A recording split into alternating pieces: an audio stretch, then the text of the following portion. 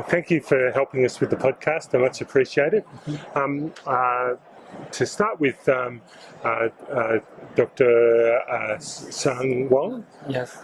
if you could tell us a little bit about where you are and where you work.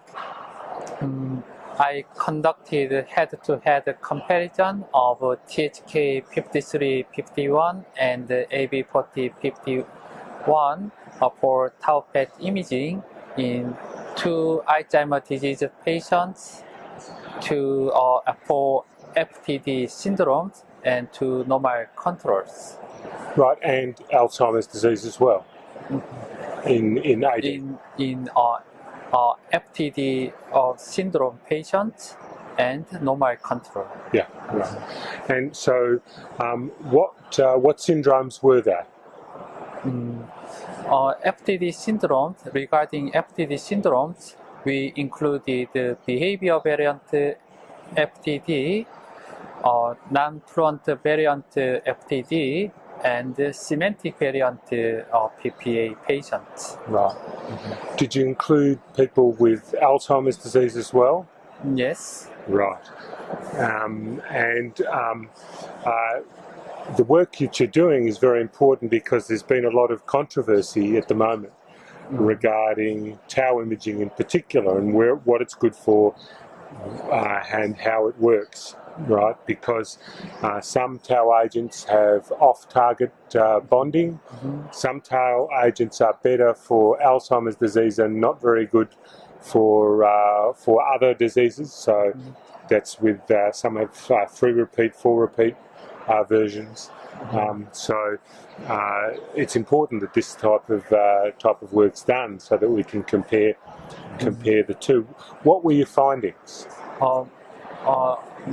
We found that AB4051 showed more increased uptake than THK series. Yes.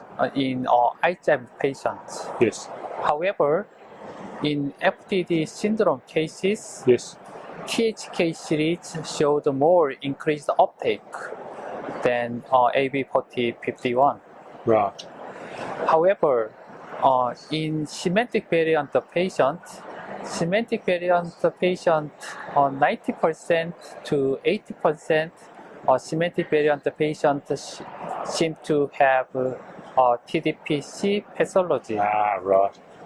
So we think that the increased uptakes in the frontal FTD syndrome might be related to non-specific neurodegeneration. Right, and consequent neuroinflammation in that area. Yeah. Right, and we know that with the recent studies with selegiline blocking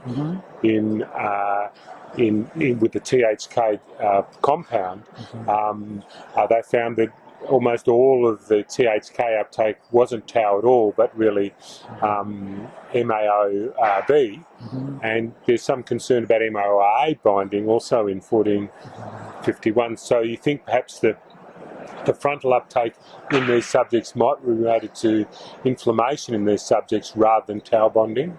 Yeah, I think so. I think that increased uptake in the frontal and the off-target regions might be related to inflammations induced MAO-B.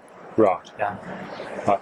In the healthy controls, you showed limited uptake in both traces, but there was a little bit of uptake in the THK compound. Correct? Is that in the hippocampus or in the whereabouts was that located? In my studies, there were no increased uptake in the hippocampus. Right. Yeah. Right. But however, some studies show that increased uptakes in the hippocampus might be related to choroidal plexus. Right. Yeah. That's what I was alluding to. Yes, a lot of studies that people thought, that's hippocampus, turned out to be non-specific bonding in the choroid plexus, which is a very vascular structure and it's got So that may also be related to the MAO or just general non-specific inflammation binding. Yes. Yes. So this is very important work. Yeah, thank you. And for our listeners, I don't know, but in Korea they've been able to work very efficiently in doing many scans. You also did phlebotomy studies on these traces, which is another one of the amyloid compounds made by pyramid. So which of these studies showed phlebotomy uptake? In this study, we used fluorobetabine, and we also used flutometamol. I used flutometamol as well, right? Yeah, and before the fluorine ligand, we used PIB imaging. Right. Yes. And in any of these dementias, did they show any uptake with the amyloid compounds? Yes. Yes. What was that? Which syndromes showed the amyloid uptake? I am interested in vascular dementia patients. Yes. We found that over 30% of vascular dementia patients showed increased uptake. Right. Yeah, and this increased amyloid uptake affected their clinical significance. Right. So do you think these might have had a mixed vascular disease and Alzheimer's disease? Right. And by adding the two diseases together, you increase the severity of the Alzheimer's disease. Yes, correct. Right. So, I mean, we've learned a lot at this meeting, and I've very much enjoyed it. What did you find most interesting at the meeting so far?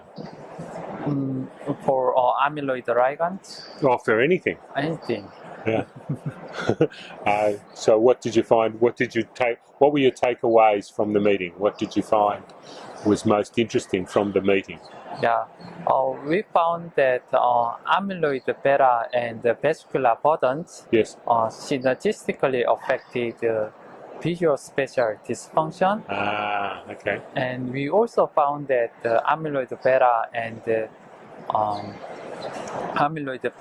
and white matter hyperintensities correlated each other in APOE4 non-carriers. Okay. Yeah, and therefore we think that amyloid beta and vascular disease correlated each other, and their correlation synergistically affected cognitive impairment. Could it be that some of those white matter abnormalities that people talk about really are not so much related to vascular damage, but perhaps related to amyloid inclusions? Yes.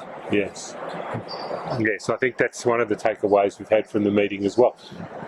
I thought the meeting here was very interesting because we showed, we've been seeing that a lot of the tau ligands have non-specific bindings, so we need to be very careful about interpreting them.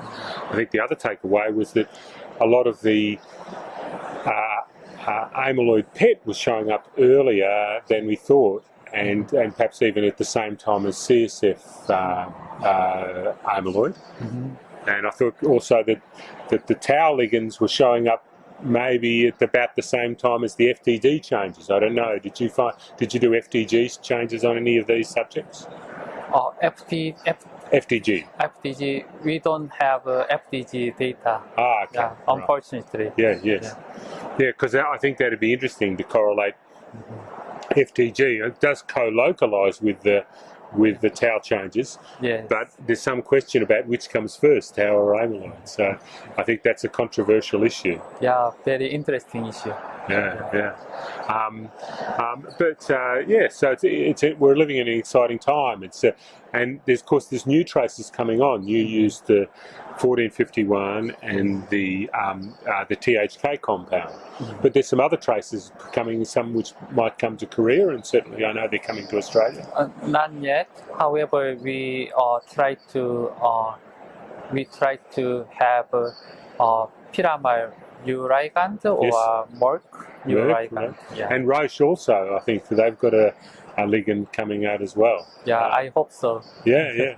So there's a lot of competition for Yeah. tau ligands at the moment, and we're changing from the first generation to these later generations of tau ligands, and I think that's very important, because I think there's some significant limitations in the first, and I think your study showed that there's some significant limitations in the first generations of tau ligands, and we need to move that on. Particularly at this study, there's tau therapies being done. AbbVie promoting a tau therapy. There's other companies that are doing tau therapies. So I think it's important that we get our tau imaging right in order to make tau therapies work, because we've discovered that if you don't get your amyloid imaging right, you don't get the amyloid therapies don't work.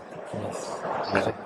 So I think it's been a very interesting meeting, and thank you very much, Dr. Sang Won, for helping us out and talking on the podcast. I hope I can get to Korea one of the days. And of course, Korea is quite famous in the other areas. That CIT, which is the tau, which is the F18 ligand for measuring for Parkinson's disease, was developed in Korea, wasn't it? Yes. And a lot of that work's been done in Korea, and Korea's been very efficient at doing the tau imaging, and the amyloid imaging, and I think there's a lot of good work to be coming out of Korea. Thank you so much. And thank you for speaking to us. Much appreciated. Yeah. Thank you. Thank you. Thank you.